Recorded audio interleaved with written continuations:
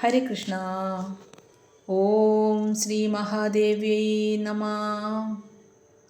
ശ്രീ ലളിതാ സഹസ്രനാമത്തിലെ 44-ാമത്തെ ശ്ലോകമായ നിർലേപ നിർമ്മല നിത്യ നിരാകാര നിരാകുല നിർഗുണ നിഷ്കള ശാന്ത നിഷ്കാമ നിരുപപ്ലവ എന്നതുവരെയുള്ള അർത്ഥമാണ് നമ്മൾ പറഞ്ഞത്. ഇന്ന് 45-ാമത്തെ ശ്ലോകമായ നിത്യമുക്ത നിർവികാര നിഷ്പ്രപഞ്ച നിരാശ്രയ നിത്യശുദ്ധ നിത്യബുദ്ധ നിരവധ്യ നിരന്തര എന്ന ശ്ലോകം നോക്കാം.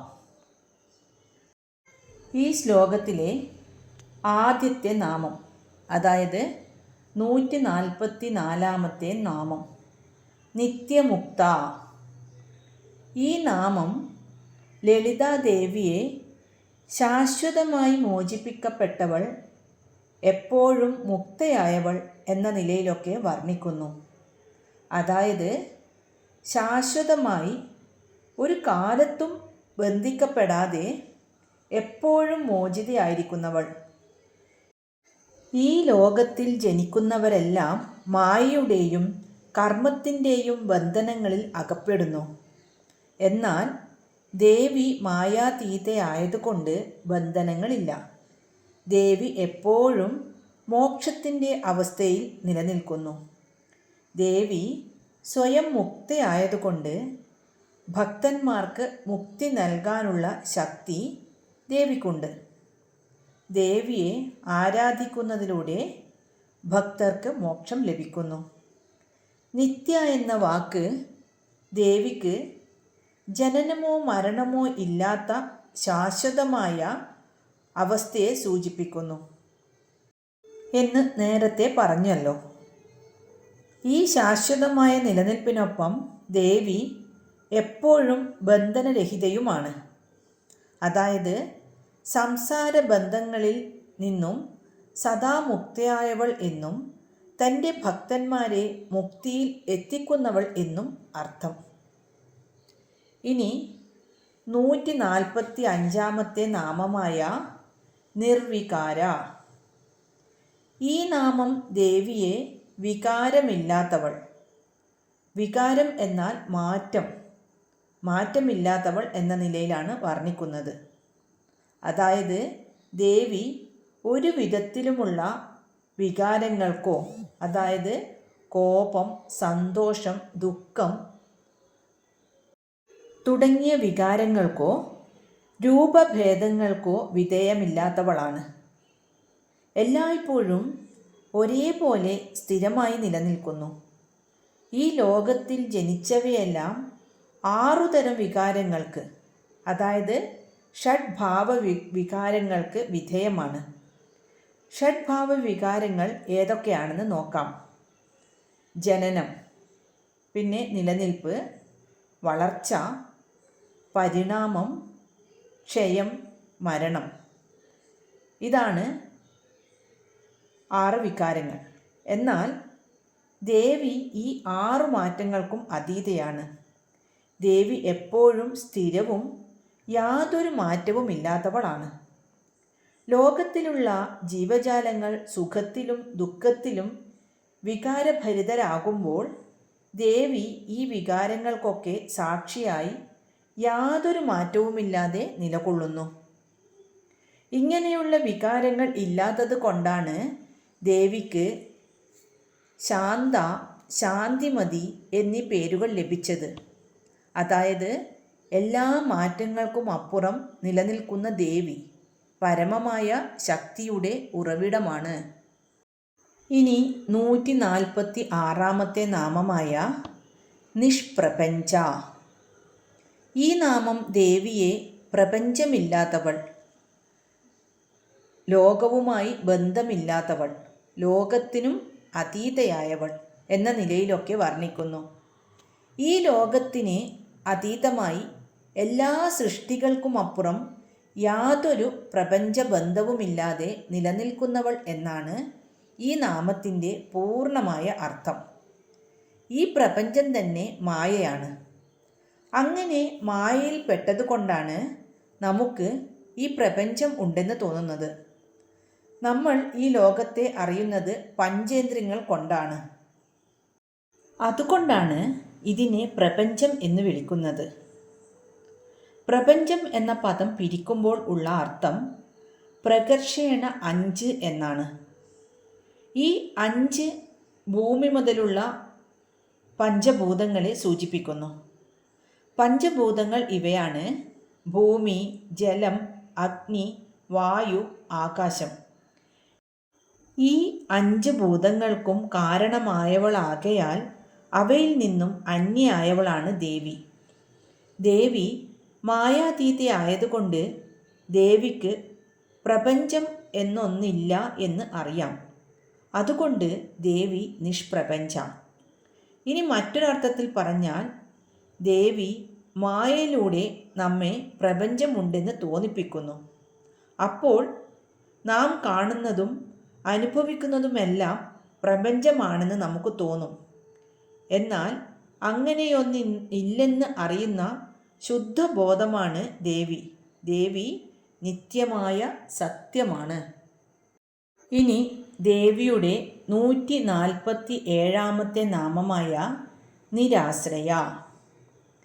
ഈ നാമം ദേവിയെ ആശ്രയമില്ലാത്തവൾ, സ്വയം നിലനിൽക്കുന്നവൾ, മറ്റൊരു ശക്തിയിലും ആശ്രയിക്കാത്തവൾ എന്നൊക്കെ വർണ്ണിക്കുന്നു.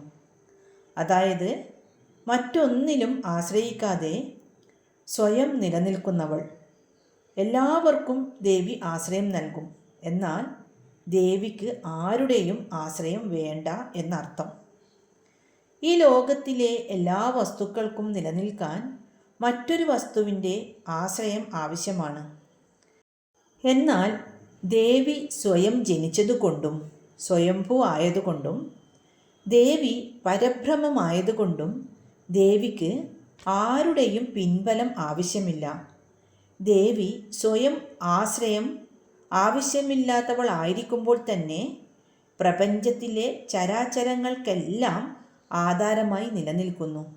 എല്ലാറ്റിൻ്റെയും അടിത്തറ ദേവിയാണ് എന്നാണ് ഈ നാമം പറയുന്നത്. ഇനി ദേവിയുടെ 148 നാമമായ നിത്യശുദ്ധ. ഈ നാമം ദേവിയെ എല്ലായ്പ്പോഴും ശുദ്ധയായവൾ, ശാശ്വതമായി പരിശുദ്ധയായവൾ എന്നൊക്കെയാണ് ഉദ്ദേശിക്കുന്നത്. നിത്യം, എല്ലായ്പ്പോഴും ശുദ്ധ പരിശുദ്ധയായവൾ. ദേവി ത്രികാലങ്ങളിലും, അതായത് ഭൂതം, ഭാവി, വർത്തമാനം, ഈ കാലങ്ങളിലെല്ലാം ശുദ്ധയാണ്. കാരണം ദേവി ഒന്നിനോടും ഒട്ടിച്ചേരുന്നില്ല, അല്ലെങ്കിൽ ഒന്നിനെയും ആശ്രയിക്കുന്നില്ല. ഒരു കാലത്തും ദേവിയെ മാലിന്യം സ്പർശിക്കുന്നില്ല. ശാശ്വതമായ പരിശുദ്ധയായവളുമാണ് ദേവി. ലോകത്തിലെ എല്ലാ വസ്തുക്കളും മലം അഥവാ മാലിന്യം കലർന്നതാണ്. എന്നാൽ ദേവിയുടെ സ്വരൂപം എന്നും നിർമ്മലമാണ്. പാപങ്ങൾക്കോ ദോഷങ്ങൾക്കോ അശുദ്ധിക്കോ ദേവിയെ ബാധിക്കാൻ സാധ്യമല്ല. പരമാത്മാവിൻ്റെ അവസ്ഥയെ സൂചിപ്പിക്കുന്ന 4 ഗുണങ്ങളിൽ ഒന്നാണ് ശുദ്ധം. ദേവി പരമമായ ബോധമായതുകൊണ്ട് എപ്പോഴും ശുദ്ധാവസ്ഥയിൽ നിലനിൽക്കുന്നു. സത്ത്, ചിത്ത്, ആനന്ദം, ശുദ്ധം എന്നിവയാണ് 4 ഗുണങ്ങൾ. ദേവി പരിശുദ്ധയായതുകൊണ്ട് ഭക്തരുടെ മാലിന്യങ്ങളെയും പാപങ്ങളെയും നീക്കം ചെയ്ത് അവരെ മോക്ഷത്തിനായി ശുദ്ധീകരിക്കാൻ ദേവിക്ക് കഴിയുന്നു. ഇനി ദേവിയുടെ 149 നാമമായ നിത്യബുദ്ധ. എപ്പോഴും ബോധവതിയായവൾ, ശാശ്വതമായ ജ്ഞാനമുള്ളവൾ.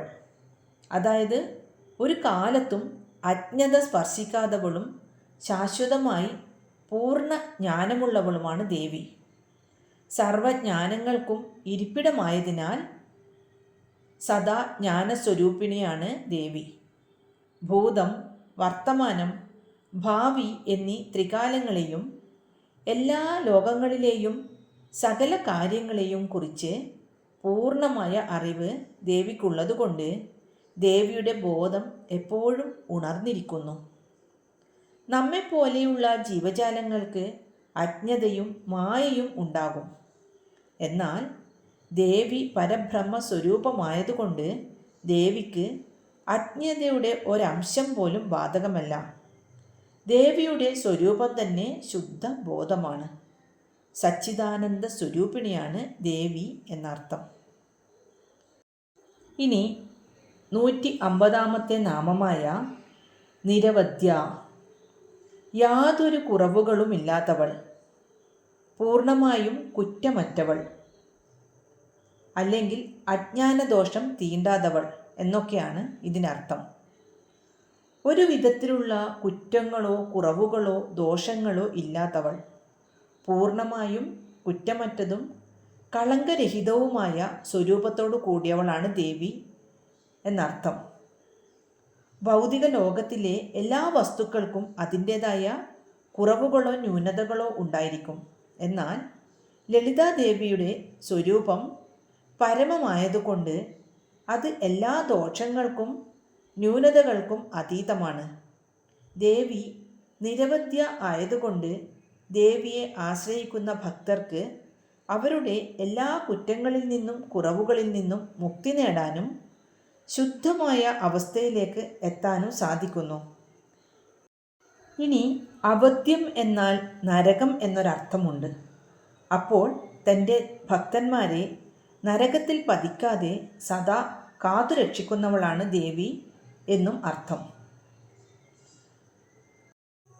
ഇനി 151 നാമമായ നിരന്തര.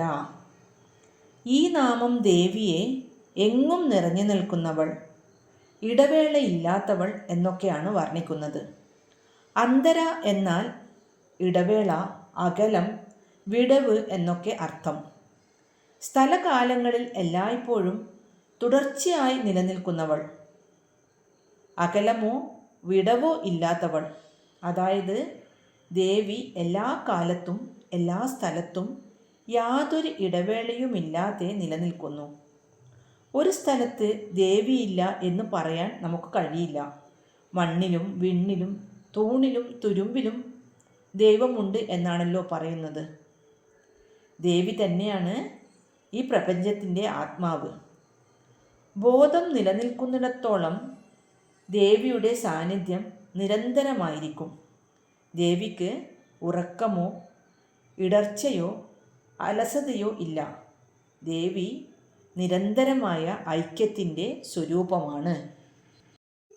ഇന്നു പഠിച്ച ശ്ലോകം ഒന്ന് ചൊല്ലി നോക്കാം. നിത്യമുക്ത നിർവികാര നിഷ്പ്രപഞ്ച നിരാശ്രയ നിത്യശുദ്ധ നിത്യബുദ്ധ നിരവധ്യ നിരന്തര. ഓം ശ്രീ മഹാദേവി നമഃ. ഹരേ കൃഷ്ണ.